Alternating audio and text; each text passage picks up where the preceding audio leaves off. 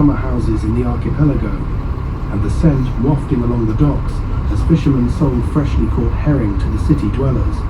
You can still hop aboard one of the 100-year-old boats to the archipelago.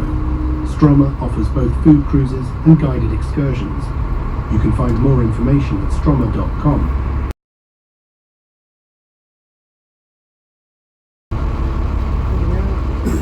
On the bridge, you can see statues of gods from Norse mythology, such as Thor, god of thunder, with his hammer. As part of the Royal National City Park, Djurgården is the most popular green space in Stockholm.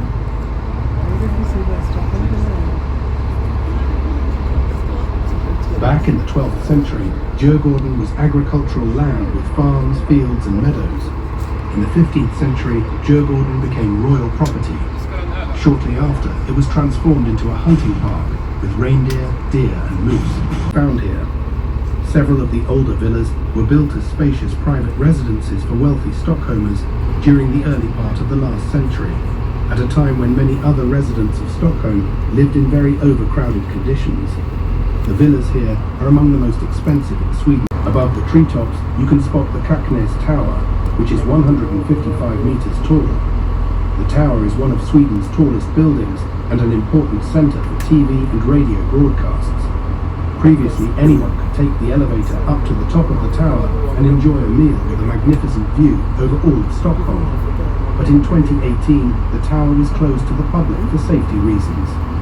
Walking, jogging, or riding along the beautiful paths around Djurgården is something that attracts many Stockholmers all year round. It takes about 2 hours to walk around the entire island at a normal pace. The Stockholm Marathon, which has been held annually since 1897, partly goes through Djurgården, and the race attracts about 15,000 runners each year. During the race, the streets of Stockholm are lined with cheering crowds. It's often joked that there are only two things that get all Stockholmers out on the streets: a royal wedding and the Stockholm Marathon.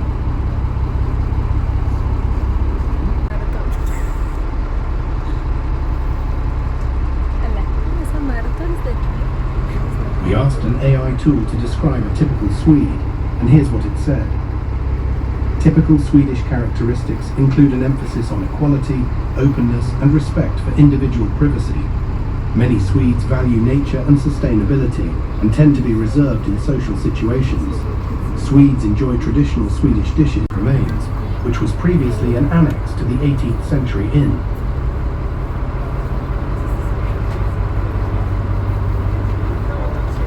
We're now entering the narrow Djurgårdsbron Canal. If you're taking a photo out the window now, you certainly won't be first person to do so. The canal is probably one of the most common Stockholm motifs on social media. The canal was dug about 200 years ago, partly to transport vegetables from the archipelago into Stockholm. Canoeists are a common sight in the waters around Djurgården. There are several places in the city where you can rent a kayak or canoe. Gliding at daybreak over the mirror-like surface of the Djurgårdsbron Canal in a kayak is something truly special. Djurgården is part of the Royal National City Park, which was inaugurated in 1995. It's one of the world's first national city parks. A cycle path of about 30 kilometers has been laid through the National City Park to attract more people to explore the area.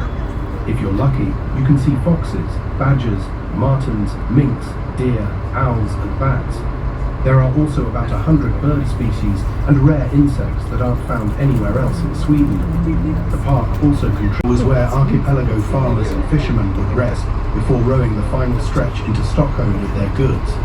Today it's a very popular destination with cafes, restaurants, craft studios and walking trails. We're now in the fairway between Stockholm and the archipelago. Stockholm's archipelago stretches over many miles and consists of about 30,000 islands, islets and skerries. The inner archipelago is green and lush with plenty of woods, but as you go further out, the islands become more barren. Many Stockholmers get there with their own leisure boats, but there are also regular ferry services and excursion boats available. In the archipelago, you can swim from cliffs and sandy beaches, hike along scenic trails and kayak in the open sea. You can travel out to the archipelago with Stroma boats. We offer tours to Fjäderholmara and other popular archipelago destinations. There have also been tragic events in Stockholm's history, with the Stockholm bloodbath considered to be one of the darkest. The Stockholm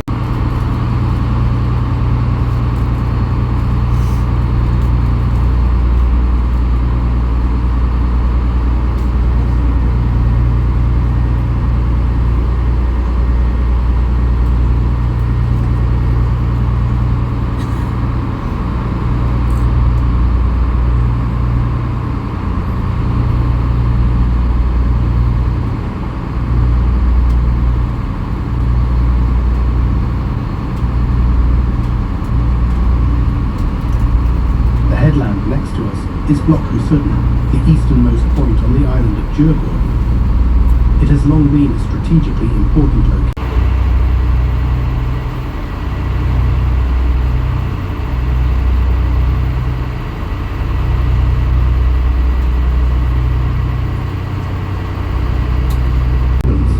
Several of the magnificent villas we're passing have over the years belonged to affluent Swedish families, such as the Thiels, Krugers.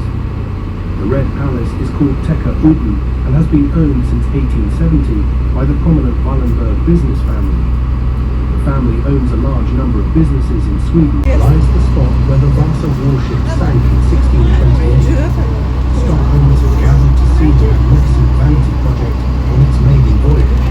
But the public celebrations took a terrible turn in just a few minutes, and Vasa quickly sank to a depth of 32 meters. While many of the crew could be rescued, it's believed that 1/3 of the 150 people on board lost their lives. The king himself had approved the construction, and no one was ever punished for one of the greatest disasters in the history of the Swedish Empire. The ship remained on the seabed for more than 300 years. One day in April, you've probably already noticed the roller coasters and tall towers that are a colourful part of the Stockholm skyline. These attractions belong to Sweden's oldest amusement park, Gröna Lund, and have been entertaining people since 1883.